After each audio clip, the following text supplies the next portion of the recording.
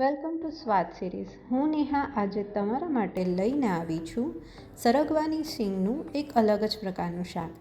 ઘણીવાર આપણે શાકભાજી ખરીદવાનો ટાઈમ નથી હોતો તો આપણે ઓનલાઈન મંગાવી લઈએ છીએ.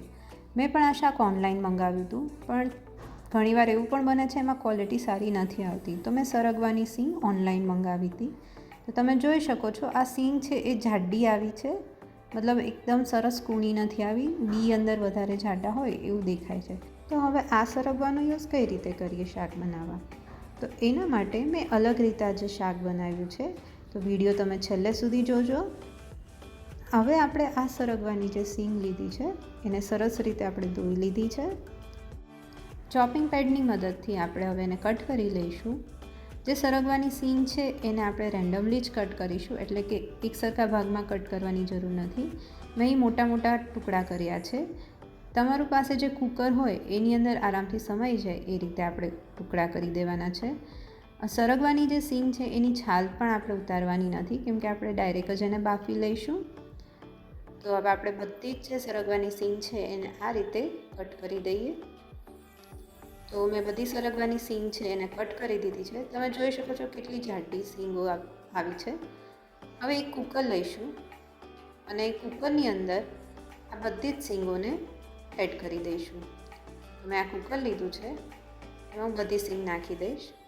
સરગવો જો કૂણો હોય તો એક જ વિસલની અંદર સરસ ચડી જાય છે, પણ અહીં આપણો સરગવો છે એ થોડો જાડો છે, એટલા માટે આપણે 3 વિસલ આવે ત્યાં સુધી કુકરમાં વિસલ વગાડીશું. 1 ગ્લાસ જેટલું પાણી એડ કરી અને કુકર બંધ કરી 3 વિસલ આપણે વગાડી દેવાની છે. આ રીતે ધીમા તાપ ઉપર જ આપણે 3 વિસલ થાય ત્યાં સુધી કુકર રાખવાનું છે. હવે શાક બનાવવા માટે ઇન્ગ્રીડિયન્ટ્સ જોઈ લઈએ. 1 કપ જેટલી બારીક સમારેલી ડુંગળી લીધી છે, 1 કપ જેટલી બારીક સમારેલી લીલી ડુંગળી લીધી છે, 1 કપ ટામેટાં અને અડધી વાટકી જેટલા બાફેલા વટાણા લીધા છે.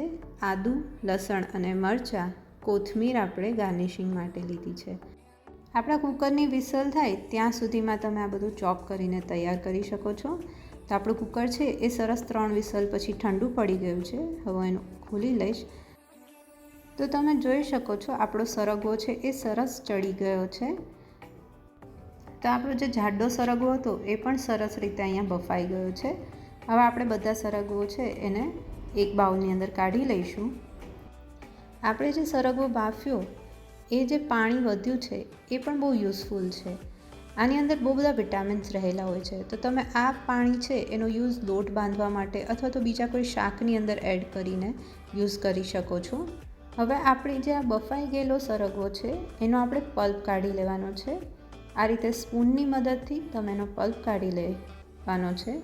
આપણો સરગવો જાડો છે એટલા માટે એની અંદર પલ્પ તો વધારે નીકળશે જ. તો બધી જ સિંગોનો પલ્પ આ રીતે આપણે કાઢી લઈશું. સરગવાની અંદર આમળા કરતાં પણ વધારે માત્રામાં વિટામિન સી હોય છે અને ભરપૂર માત્રામાં કેલ્શિયમ, જે આપણા હાડકાં માટે બહુ જ સારું છે. બીજું, સરગવો છે એ ડાયાબિટીસ, થાઇરોઇડ, પથરી જેવા 300 રોગોમાં પણ ફાયદાકારક છે. અને સરગવો માર્ચથી લઈ અને મે મહિનામાં વધારે આવે છે. તો તમે આ 3 મહિનામાં સરગવાનો યુઝ વધારે કરો તો આપણા માટે ફાયદાકારક છે. તો હવે આ રીતે આપણે બધો જ પલ્પ કાઢી લઈશું.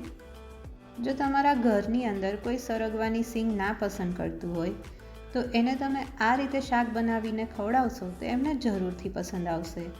તો આપણો પલ્પ છે એ તૈયાર થઈ ગયો છે. તમે જોઈ શકો છો સરસ પલ્પ નીકળી ગયો છે. હવે આપણે શાક બનાવવાનું શરૂ કરીએ. તો મેં એક પેનની અંદર 2 ચમચી જેટલું તેલ લઈ લીધું છે. તેલ ગરમ થશે એટલે આપણે એની અંદર રાઈ એડ કરી દઈએ. હવે રાઈ થોડી ફૂટે એટલે આપણે જીરું એડ કરીશું. તો આપણું તેલ આવી ગયું છે. મેં 1 ચમચી જેટલું જીરું નાખી દીધું છે. હવે આપણે લીમડાના પાન એડ કરી દઈશું. 4 થી 5 લીધા છે અને સૂકું લાલ મરચું એડ કરી દઈએ. આદું, લસણ, મરચું છે એને મેં વાટી લીધા છે. જ્યારે તમે આ રીતે શાક બનાવતા હોય ભરતું કેવું, ત્યારે આદું, લસણ, મરચાંને જો વાટીને લઈએ તો એનો ટેસ્ટ બહુ સરસ આવે છે. હવે આ આપણે તેલની અંદર આ પેસ્ટ છે એમાં લસણ અને આદુની કચાશ દૂર થાય એટલું એને આપણે શેકી લઈશું. આપણી પેસ્ટ સરસ શેકાઈ ગઈ છે. હવે આપણે એની અંદર એડ કરી દઈએ 1 કપ જેટલું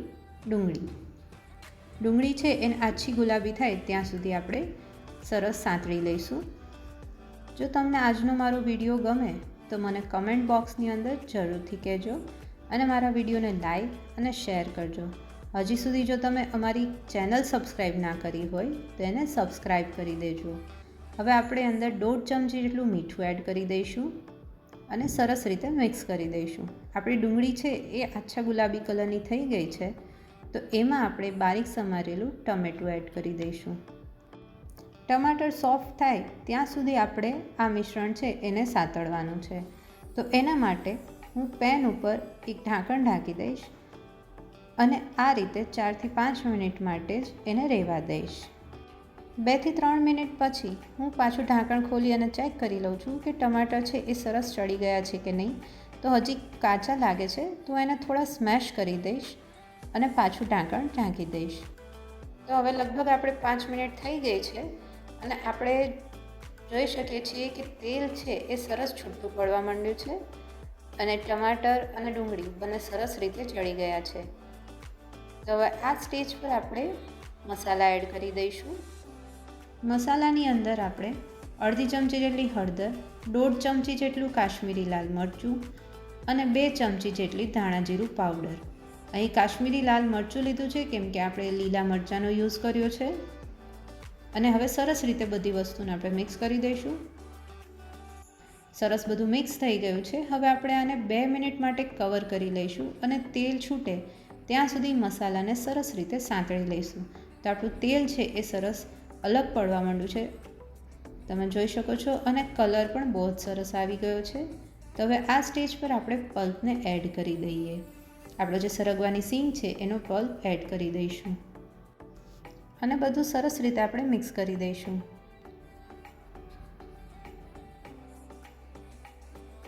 હવે આની અંદર આપણે એડ કરી દઈશું આપણા બાફેલા વટાણા લીધા હતા એ અને બારીક સમારેલી લીલી ડુંગળી એડ કરી દઈશું. બધું જ છે એ સરસ રીતે આપણે મિક્સ કરી દઈએ.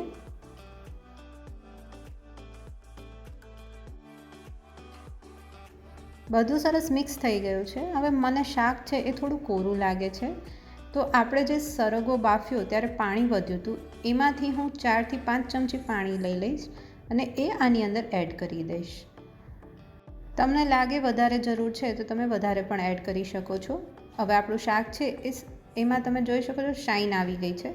હું લીડ કવર કરી અને 3 થી 4 મિનિટ માટે આપણે તેલ છૂટું પડે ત્યાં સુધી આ જ રીતે રાખીશું. આ શાક 10 જ મિનિટની અંદર તૈયાર થઈ જાય છે. તો તમે જરૂરથી એકવાર ટ્રાય કરજો અને અમને જરૂરથી જણાવજો. તમે જોઈ શકો છો આપણા શાકમાંથી તેલ સરસ રીતે છૂટું પડવા લાગ્યું છે. તો ગેસની ફ્લેમ ઓફ કરી દેવાની છે અને અડધી ચમચી જેટલું લીંબુનો રસ એડ કરી દઈશું અને કોથમીર એડ કરી દઈએ અને સરસ રીતે મિક્સ કરી દઈએ. તો તમે જોઈ શકો છો એવો આપણો સરસ લચકાદાર સરગવાની સીંગનો ઓળો તૈયાર થઈ ગયો છે. Thank you for watching.